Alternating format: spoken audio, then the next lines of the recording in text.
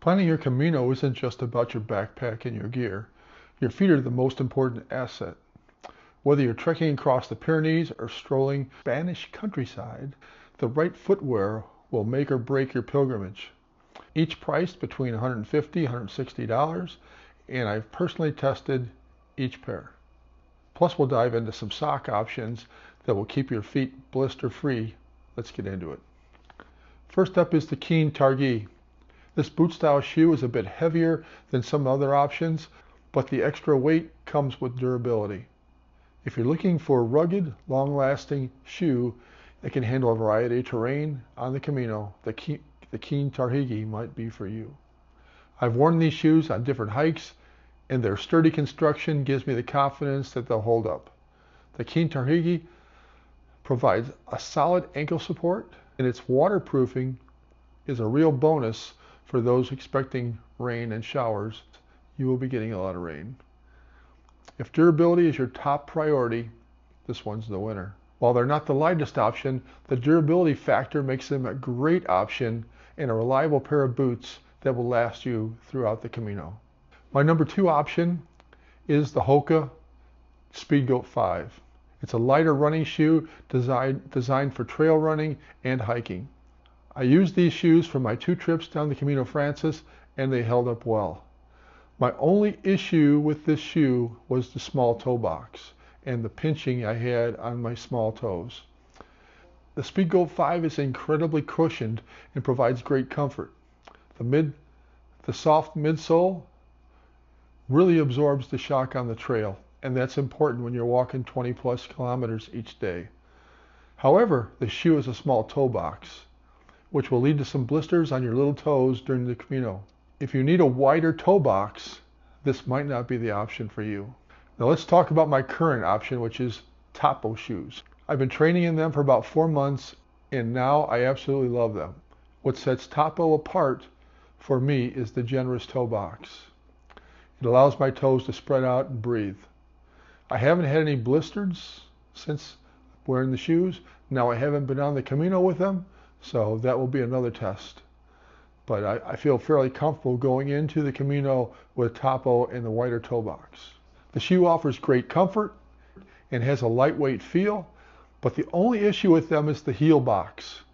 Specifically, the back of the shoe breaks down a little bit faster than most trail shoes that I've used.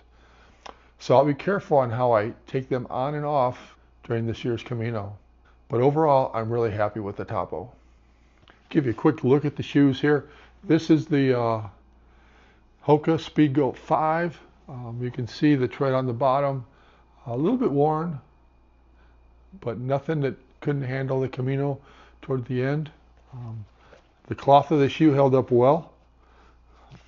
The heel, inside of the heel, held up well. Okay. The only thing I didn't like about this shoe was the narrow toe box. It really pinched my toes and created issues with blisters. My other option was the Topos. I love the big toe box here, the big wide toe box. It does not pinch my toes. My toes were able to move around and be fairly comfortable. I've been wearing these since October, 4 months, and the heel's wearing out a little bit, but up top here you can see the tread is still pretty good. Now, once again, I haven't been on the Camino with them, but they're doing well. What I don't like about the shoe, that the heel breaks down fairly easily. And so what I think I'm going to have to do is I'm going to have to bring a shoehorn and just make sure that when I take these shoes on and off every day, I'm very careful, because that could be an issue. That's the Topos shoe. Now let's talk about socks, because even the best shoes need the right socks in order to perform well. Over the years, I've experimented with a few different pairs. Here are the ones that have worked best for me. First is the darn tough sock. I like the construction of them. I wish that the sock wasn't as thick. Now, they may have a thicker option. If they do, please let me know down in the comments. This sock on my foot really constricts the foot.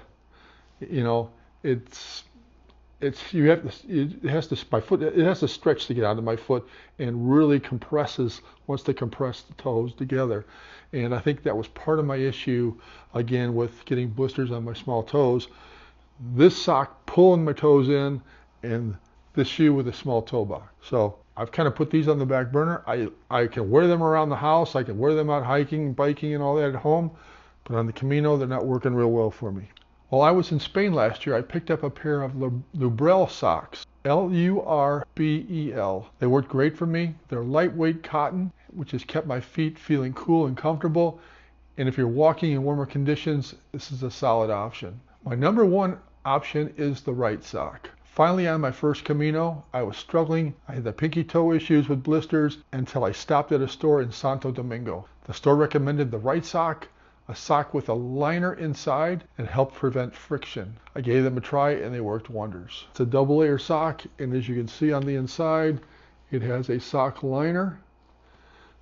They do run a little bit small to size. The Wrightsock is made with a light cotton outer layer and an inner liner, which reduces friction between your foot and the sock. I wore them out by the end of my trip, but they kept my feet happy throughout the walk. So in conclusion, when it comes to footwear on the Camino, whether you choose a durable, keen Targhee boot, a cushioned Hoka Speedgoat 5, or a comfortable Topos shoe, it's all about what fits your feet for the journey. And don't forget the socks. Darn Tough, Lurbel, the Wrightsock, each offers something unique to keep your feet blister free. Be sure to check out all the links in the description where I will have all the gear listed below. Hope your feet are confident on the Camino. Happy trails, buen Camino.